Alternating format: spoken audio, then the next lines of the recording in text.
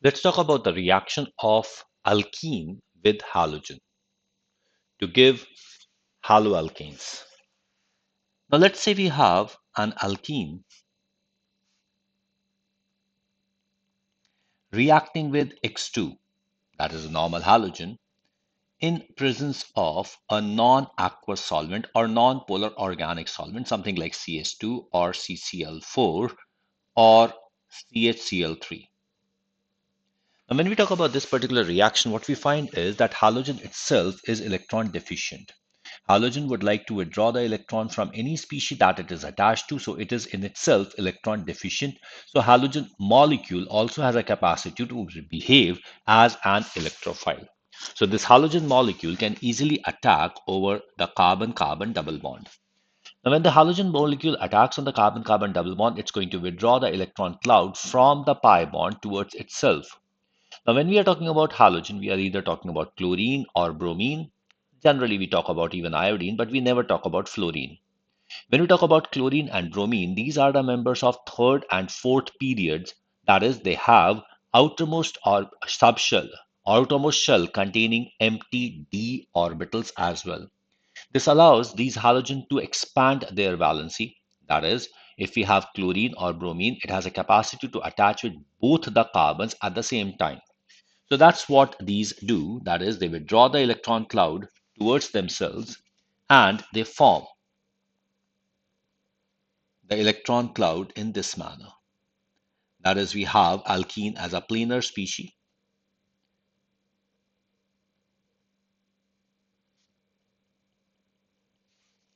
wherein the halogen molecule attaches to both the carbon, forming a delocalized carbocation. Now, this particular carbocation that we have, this is termed as a non-classical carbocation. Now, this particular carbocation has a property that here the positive charge is not localized on any one carbon. It is in fact spread over the two carbons and a halogen. This particular carbocation has a peculiar property that this carbocation cannot rearrange. So whenever this particular carbocation is formed, this is going to remain where it is. Now, this particular carbocation, now it can react with X minus, which is present in the system. So if X minus is going to attack, please remember this is a nonpolar organic solvent. This nonpolar organic solvent is not capable of providing any of the ion of its own. The halide ion which is being produced in the first reaction, that is the electron cloud when it attacks here, the X minus is being produced from the first point, first step. Now this X minus which is produced in the first step is capable of attacking the carbon. This halide ion is capable of attacking either the first carbon, let's say consider the first reaction, or it is capable of attacking the second carbon. Let's consider this to be the second reaction. When the halogen attacks on the first carbon, the bond would cleave towards the halogen which is already attached here. Now we need to remember the halogen atom are electron rich in this case. The halogen atoms, they repel each other. So the halide ion will never attack from the side where the halogen is already present. In fact, it will try to attack from the position which is farthest from the halogen. So it is going to be attacking from the opposite side of the molecule, either above, one or two. So when the attack takes place on the first position, what we get is these two are the carbons. The halogen attacks in the first position from the top on the left carbon. The two bonds which are already attached to the carbon, they will move down. Now remember this wedge represents the bond moving towards the observer, while the dash represents the bond which is moving away from the observer. Now here the halogen would be moving away, so the halogen would be attached at the bottom of the second carbon, that is the right carbon, while the bonds are going to move upwards.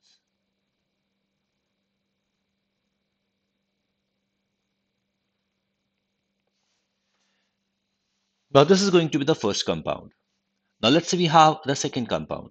If we allow it to react with the second one, that is the second position the halide ion attacks, then in that case, the bond is going to shift towards the halogen in this case. Now when the bond shifts towards the halogen, in this case, the halogen is going to move towards the left carbon while the halogen which is attacking is going to attack on the right carbon. This would lead to the shifting of the bonds on the right carbon down. These bonds are going to shift down,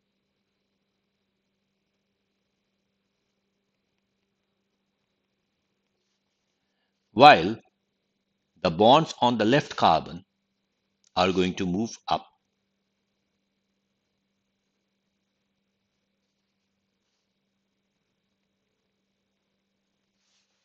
So we are going to get the two products. Now, please remember these two products could be identical, these two products could be different. These two products are going to be identical in the case of non-chirality of any of these atoms. If the product which are being formed contain chiral carbon, the chiral carbon are being created, then in that case, 1 and 2 product are going to be different. If the carbon which are being created are non-chiral, then 1 and 2 product are going to be the same. So here we can expect that two products are going to be formed. Now, let us see certain examples of the products which are being formed. Let us say the first example to be CH2 double bond CH2. So if CH2 double bond CH2 is reacted with Br2 in presence of carbon disulfide, what we can expect is that bromine is going to attack the double bond. This bond is going to attack over the bromine. The bond cleaves. Br minus is being released out. We get CH2, single bond CH2. Here we are going to get bromine. A non-classical carbocation is formed. The bromide ion is now going to attack here. The bromide ion has a capacity to attack over this carbon, giving the first product, or this carbon, giving the second product.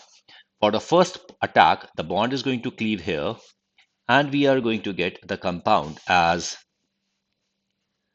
CH2, Br, CH2, Br. For the second attack, the bond is going to shift here, and we are going to get CH2, CH2. Here we are going to get the Br and the Br here. Now, if you consider this 1 and 2 compound, these both are going to be identical. Identical because there is no chiral atom here. So there is no chiral atom here, so this is going to be the identical product that we are going to obtain. This is what we have as the reaction with ethene. Now here what we are getting is what we call as vicinal dihalide. In this case, it's a vicinal dibromide. That is, we have the two bromines attaching to the carbon adjacent carbons. Now let's have the second compound. And here we have the compound as CH3, CH, double bond CH2. Now when we talk about this particular compound, it will be better that we make it in three dimensions. That is, we have C, double bond C. Here we have H, H. Here we can have CH3, and here we can have another H. So this is the structure of propene. Now this propene actually in three dimensions, let's say we have it in the plane. Now we have taken it in the plane of the paper. Let's take it perpendicular to the plane of the paper. If we take it perpendicular to the plane of the paper, this structure would appear to be, this hydrogen would be moving out of the plane, while this hydrogen would be moving in the plane. Similarly, the CH3 could be moving out of the plane. It doesn't make a difference if you take it to the other way. Like if you want to take CH3 on the top, it doesn't make a difference. You can make it because that is always possible. Now, let's have Br attacking it. So if Br2 is allowed to attack it, this bond is going to attack on the bromine. We have the Br attacking it.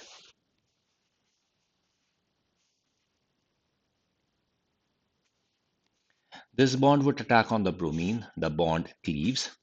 Br minus is being released out, and we get the structure like this.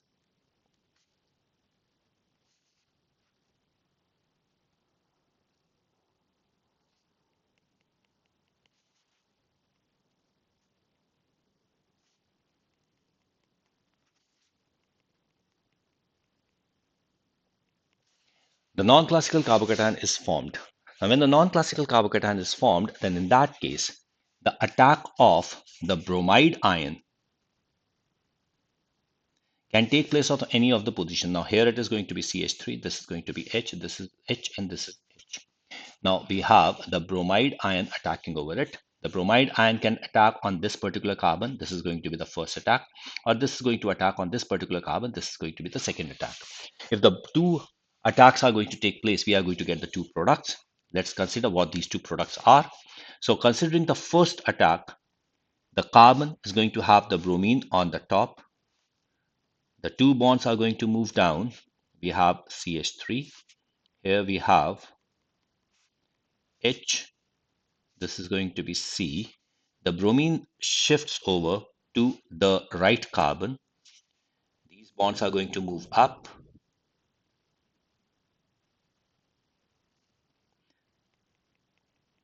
And that would be the structure. Now these two positions are hydrogen. So this is the first product that we are going to get. And then we have the second product. That bromine attacks on the right carbon. We are going to have these two carbon here. Now, if it is going to attack on the right carbon, these bonds, the right bonds are going to move down.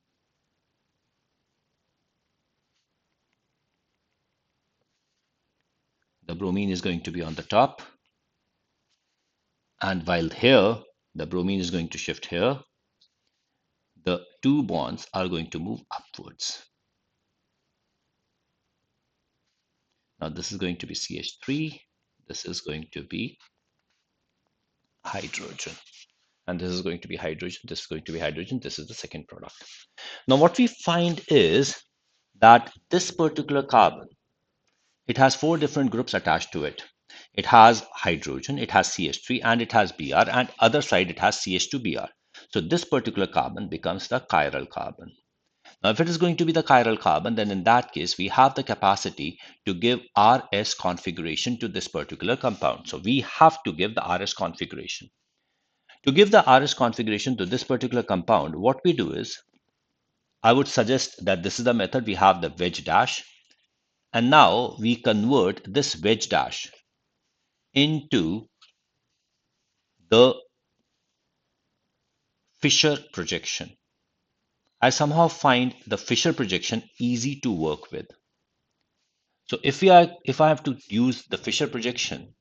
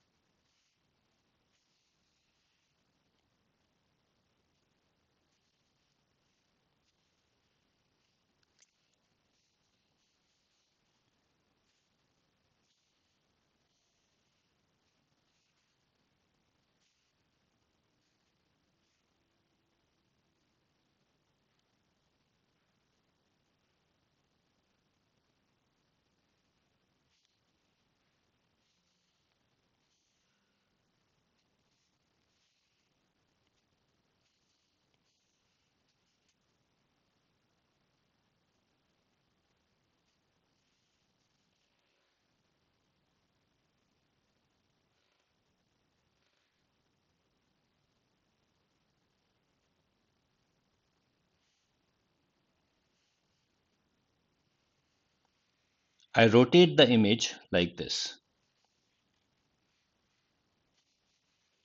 Now, if I rotate the image like this can be converted into the Fisher projection as it is uh, created here.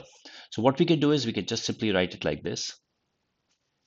What we find is the H is at the top, the another H is at the bottom. These are the two structures. Now here we find that Br is on the right side, CH3 is on the left side, H is on the right side, Br is on the left side. So this is what we have done with this particular structure. Now let's consider this particular structure. So if we consider this particular structure,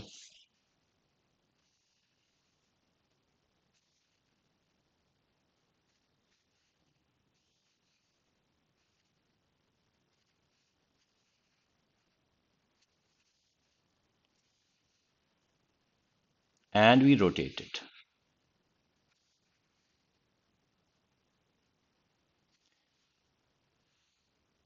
Now, to make this particular structure, again we make it this structure.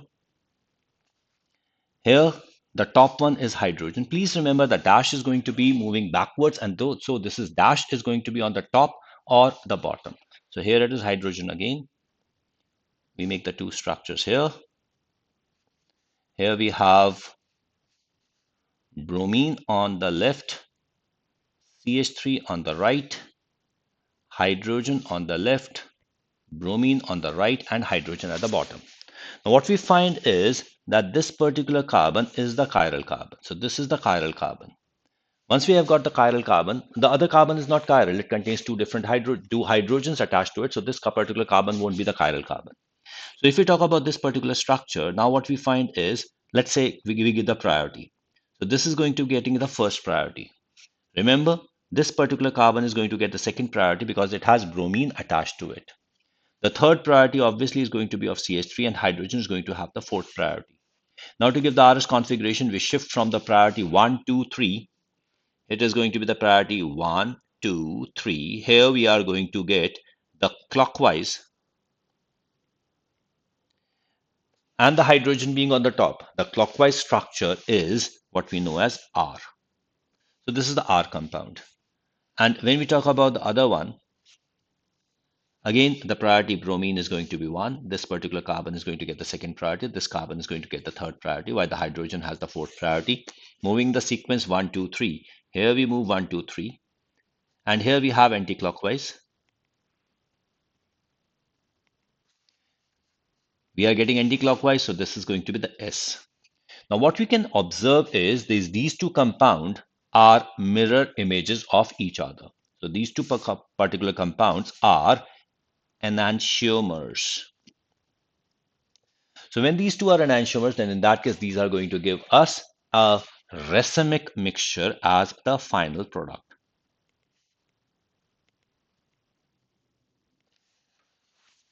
So halogenation of propene in presence of carbon disulfide or carbon tetrachloride is going to give us a racemic product, that is a mixture containing equal concentration of the two enantiomers. Now let's talk about the reaction with butene. Butene itself exists in two geometrical isomers. We have the cis isomer and we have the trans isomer. So initially we talk about the cis isomer. So when we talk about the cis isomer of butene, again we are going to write it in the three dimensions. Here we have the carbon, we have the double bond. Here we have the carbon, and then the hydrogen is going to be moving out. This is the hydrogen which is moving out. This is the hydrogen which is moving out. And here we have the CH3 moving in. So this is the CH3 which is moving in.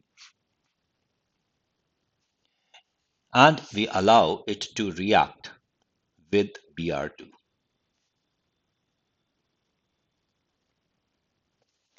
When it attacks on the Br, this bond is going to attack over here. Please remember this Br2, you can allow it to approach from top as well. That's not going to be a problem. In fact, it would be suggested that you allow the bromine to approach from the top as well, so as to see what is going to be the different product. But in this case, fine, you can try it, but you are going to get the same products. Now this bromine is going to move this side, and the bromide ion would be released out. We are going to get the non-classical carbocation as is expected. The hydrogen is here. This is going to be the CH3. Here we have the hydrogen, and this is going to be the CH3. Here we have the bromine attached to it, forming the non-classical carbocation. The next step would be that bromide ion is going to attack it. When the bromide ion is going to attack it, it can again, as we very well know, attack on this particular carbon, or it could attack on this particular carbon. This would lead the first compound. This is going to be the second compound. When it forms the first compound, the bond is going to cleave here. This is going to be the first structure, and we are going to get the compound, the product, as the carbon, carbon, The bond is going to shift down. This is going to be the hydrogen. This is going to be the CH3. And here we have the bromine. While this bromine is going to shift towards the right carbon,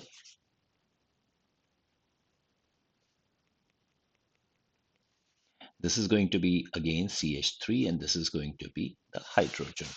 So this is going to be the structure when it attacks in the first way. Now, if it is going to attack on the second way, that is, the bromide ion is going to attack on the second carbon, we are going to get the structure like here. This bromine has attacked on the second carbon, so here it is going to be the bromine. The two bonds are going to shift down. This is going to be H. This is going to be CH3. While this here, the bromine would be there, and the bonds are going to move up.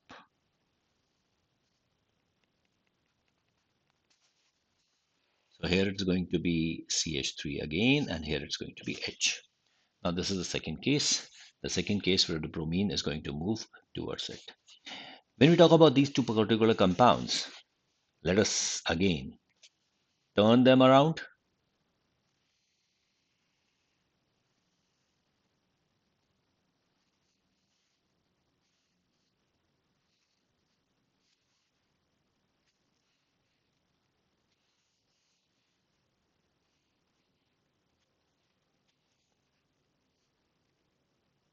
So these are the two compounds we have.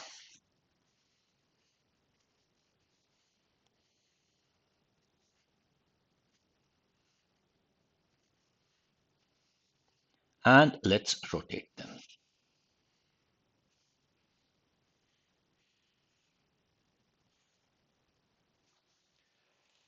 Now when we rotate them, we get the two structures.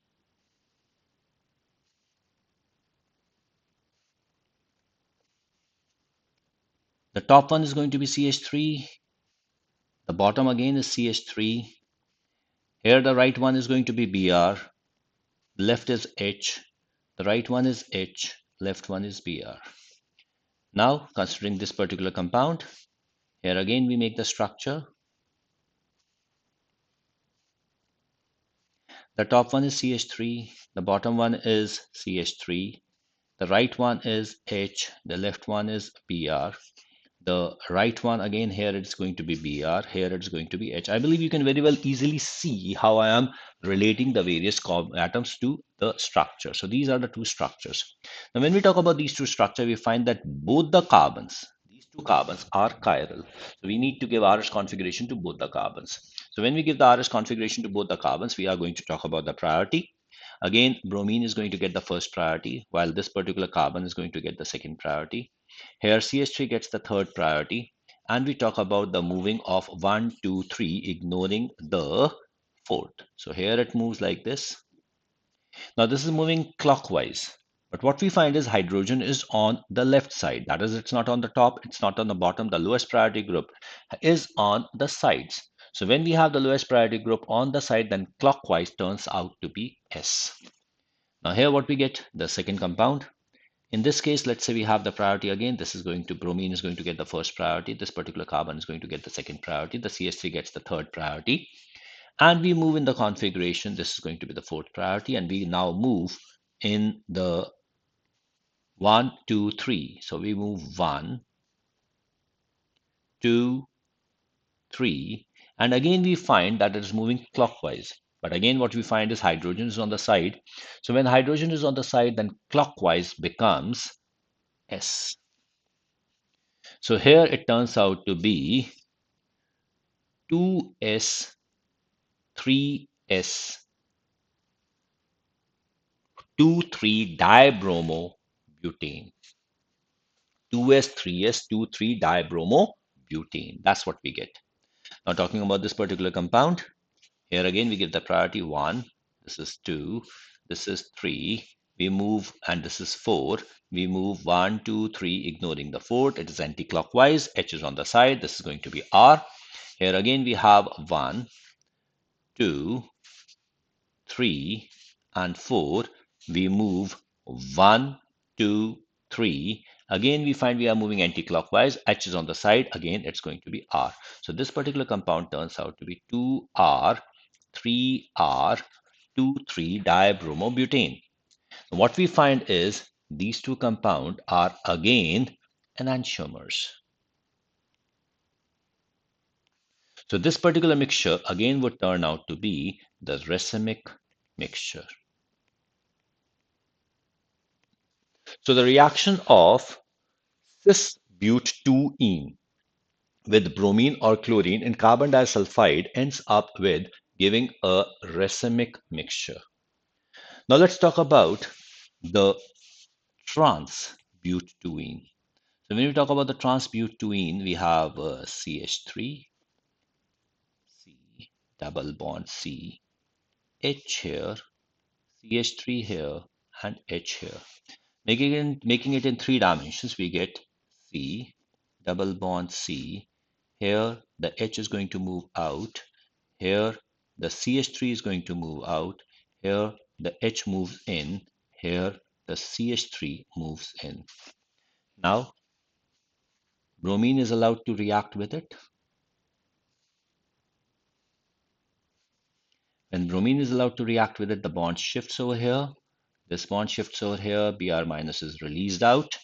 And we get the non-classical carbocation as is expected. The various atoms and the groups, their relative position is unchanged. And that is the most important part. You are not supposed to change the relative position of any of these groups. They are going to remain where they are. Now, now this reacts with Br minus.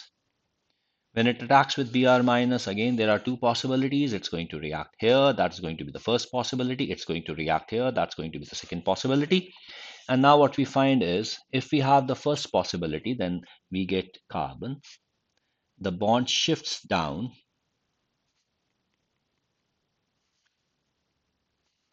The halogen is above.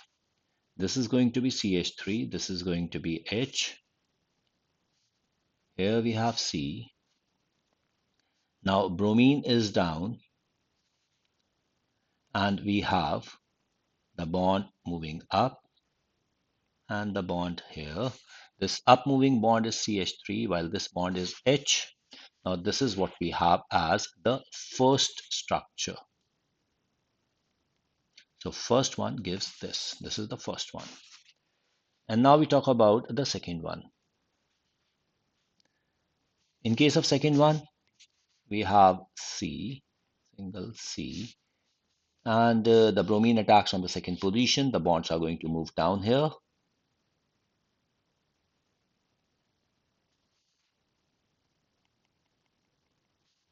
CH3 is down. This is H. This one is bromine.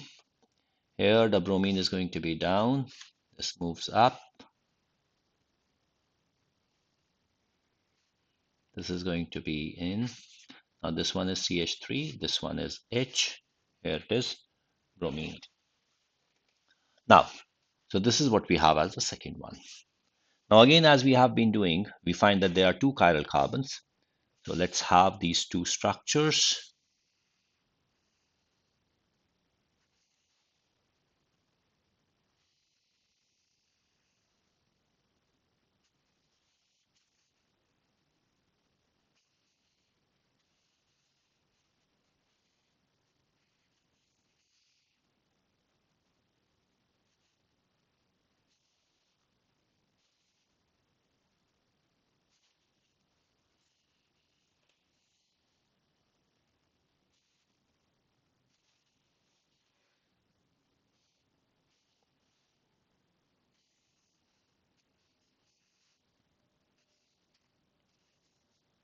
And we rotate it.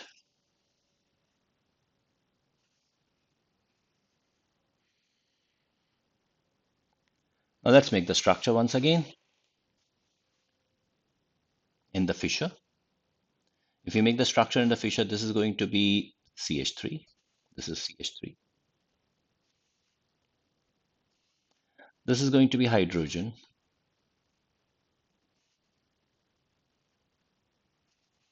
Here it's going to be Br. Here it's going to be hydrogen. Here it's going to be CH3. Here it's going to be Br. Now let's talk about the RS configuration here directly. This is going to be the priority 1. This is going to be the priority 2. This is going to be the priority 3. This is going to be the priority 4. Let's move 1, 2, 3. 1, 2, 3 is moving clockwise, but H is on the side, so this turns out to be S. Now here, let's say we have the priority 1 here. This is going to be the priority 2. This is going to be the priority 3. This is going to be the priority 4. We move in the sequence 1, 2, 3. Now this is going clockwise and H is at the bottom. So this again turns out to be R. Since it's going clockwise and it is the hydrogen at the bottom, so this is going to be R. So this is actually going to turn out to be 2R 3S. This is a symmetric compound, so the numbering can be done from the bottom or from the top, and R gets a little higher priority as compared to S because alphabetically R comes out to be before S. So this is 2R 3S. Now let's talk about this particular compound. Let's make the structure here. Here, the top again is CH3, the bottom again is H, as is very much visible. The hydrogen here is here. The bromine here is here. So this we talk about here, it's going to be the bromine. Here it's going to be CH3. Now when we talk about this and we give the priority to it, here again, the bromine is going to get the priority 1. This is going to get the priority 2. CH3 gets the priority 3. The hydrogen gets the priority 4.